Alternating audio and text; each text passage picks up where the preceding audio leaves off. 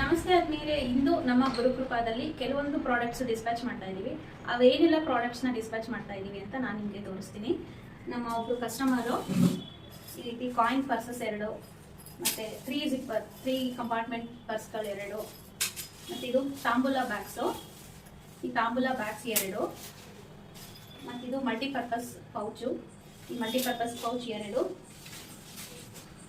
ಈ ರೀತಿ sling bag ಬರುತ್ತೆ. ಸೊ ಇಲ್ಲಿ ಒಂದು ಕಂಪಾರ್ಟ್ಮೆಂಟ್ ಬರುತ್ತೆ, ಇಲ್ಲಿ ಒಂದು ಕಂಪಾರ್ಟ್ಮೆಂಟ್ ಬರುತ್ತೆ.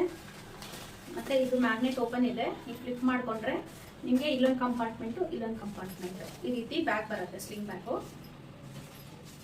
ಇದು 2 ಆರ್ಡರ್ ಕೊಟ್ಟಿದ್ರು. ಹಾಗೆ ಲಗೇಜ್ ಬ್ಯಾಗ್ ಇದು ಇಷ್ಟು ಬರುತ್ತೆ. ಇದು ದೊಡ್ಡ ಬ್ಯಾಗ್, ಇದು ದೊಡ್ಡ ಸೈಜ್ ಬ್ಯಾಗ್. ಇದು ಇದರಲ್ಲಿ ಏನಿಲ್ಲ ಅಂದ್ರೂ 8 ರಿಂದ 10 ದಿನದ ಬಟ್ಟೆ ಹಿಡಿಯುತ್ತೆ.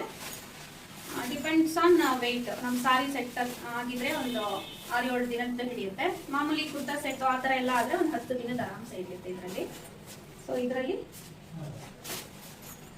ಈ ಟ್ರಾವೆಲಿಂಗ್ ಬ್ಯಾಗು 2 ಹೇಳಿದ್ರು.